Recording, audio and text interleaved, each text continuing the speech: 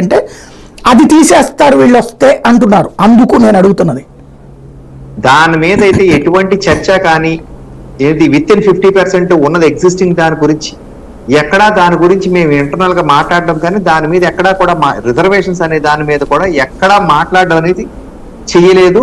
దాని గురించి అసలు విషయాన్ని ప్రస్తుతానికి మాట్లాడద్దని చెప్పారండి ఆ విత్ ఇన్ 50%. కానీ కొత్తగా ఎప్పుడైనా వస్తే మాత్రం మతపరమైన రిజర్వేషన్స్ అయితే రావు, వీలు పడదు. రైట్, మంచి పాయింట్. వెంకటరెడ్డి గారు ఏమంటారు? రాయ్ గారు, నా వాయిస్ వినపడుతుంది సార్? వినపడుతుంది, చెప్పండి. ముందుగా మీకు ప్యానల్ లో ఉన్న అందరికీ ఎట్లా జర్నలిస్ట్ యూట్యూబ్ పేషన్ నమస్కారాలు. ఇప్పుడు కొత్తగా రిజర్వేషన్లు తీసుకొని వస్తాను, అది 50% దాటి తీసుకొని వస్తాను అని అంటే అది చట్టంలో పాజిబుల్ కాదు. కాబట్టి దాన్ని మనం వ్యతిరేకిస్తే ఒక అర్థం ఉంది. ఉన్నటువంటి రిజర్వేషన్ రద్దు చేసేస్తాము, ఉన్నటువంటి తీసేస్తామంటే ఖచ్చితంగా కూడా దాని మీద క్వశ్చన్ రైజ్ అవుతుంది. ఎందుకు తీసేయాలి? మరి తీసేయాలన్నప్పుడు మీరు 10 ఏళ్ల పాటు అధికారంలో ఉన్నారు కదా, కేంద్రంలో అధికారంలో ఉంది 10 ఏళ్ళు భారతీయ జనతా పార్టీ, మోడీ గారు కదా ప్రధానమంత్రిగా. ఇప్పుడు మళ్ళీ మూడోసారి అవటానికి తహతహలాడుతా ఉత్సాహపడతా మూడోసారి అవుతాం 400 వస్తాయి అని చెప్పి ఏదేదో మాట్లాడుతున్నట్టు మరి ఈ 10 సంవత్సరాల్లో మరి ఈ అంశాన్ని ఎందుకు తెర మీదకి తీసుకురాలా? 2014లో ఎందుకు తీసుకురాలా? 2019 ఎలక్షన్స్ అప్పుడు ఎందుకు తీసుకురాలా?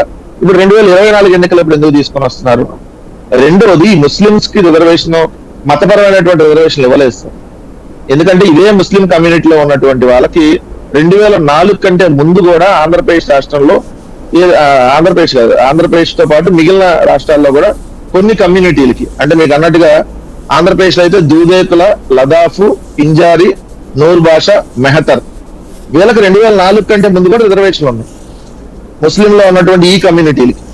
మిగిలిన ఎవరైతే ఉన్నారో దాదాపు ఇంకో 15 సమూహాలు ఏదైతే ఉన్నాయో వాళ్ళని బీసీఈలో జాయిన్ చేస్తూ ముందు 6% అనుకున్నారు, తర్వాత 5% అంటే కోర్టు ఒప్పుకోలేదు, 50% దాటుతుందంటే 4% కి అయితే 50% లోపే ఉంటది కాబట్టి దానికి యాక్సెప్ట్ చేశారు. అది ఉమ్మడి ఆంధ్రప్రదేశ్ రాష్ట్రం నుంచి కొనసాగుతా ఉంది. ఇది ఒక పాయింట్.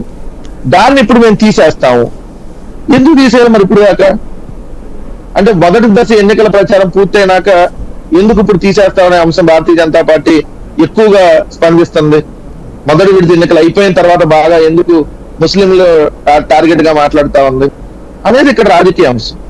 సో క్లియర్ గా వాళ్ళు ఏంటి, కర్ణాటకలో ఆల్రెడీ వాళ్ళ అధికారంలో ఉన్నప్పుడు 4% ఉన్నటువంటి ముస్లిం రిజర్వేషన్ ని తీసేసి లింగాయత్లకు 2%, ఒక్క లింగం క్యాస్ట్ కి 2% ఇచ్చారు. దాని మీద ఈ రోజు సుప్రీంకోర్టులో ఉంది. ఐ థింక్ నాకు తెలిసి 9వ తారీఖు ఈ రోజే ఉన్నట్టుంది సార్, మన కోర్టులో వాయిదా పడినట్లు. సో ఈ మే నెలలోనే విచారణకి సంబంధించి సుప్రీంకోర్టులో కూడా ఉంది. సో కాంగ్రెస్ పార్టీ వచ్చి మళ్ళీ మేము పునరుద్ధరిస్తాం అంటుంటే అది ఇంకా కోర్టులో అంశం కేసులో ఉంది కాబట్టి అది ఇంకా క్లియర్ కాదు అక్కడ కాంగ్రెస్ కర్ణాటకలో. ఇప్పుడు తెలంగాణలో కూడా వాళ్ళు స్పష్టంగా చెప్తున్నారు. ఆంధ్రప్రదేశ్ రాష్ట్రంలో కూడా వాళ్ళు తీసేస్తామని చెప్పి కొన్ని సందర్భాల్లో డైరెక్ట్ గా చెప్తున్నారు, కొన్ని సందర్భాల్లో మాది నేషనల్ పాలసీ అండి, మిగిలిన రాష్ట్రాల్లో ఎట్లా ఉంటే అదే ఉంటది కానీ ఒక్కో రాష్ట్రానికి ఒక్కో విధానం ఉంటుందని చెప్పి భారతీయ జనతా పార్టీ స్వయంగా చెప్తుంది. చెప్తున్నటువంటి సందర్భంలో మరి తెలుగుదేశం పార్టీ ఇక్కడ వాళ్ళే మేము కొనసాగిస్తాము అని చెప్తారు, బట్ మేనిఫెస్టోలో పెట్టలా.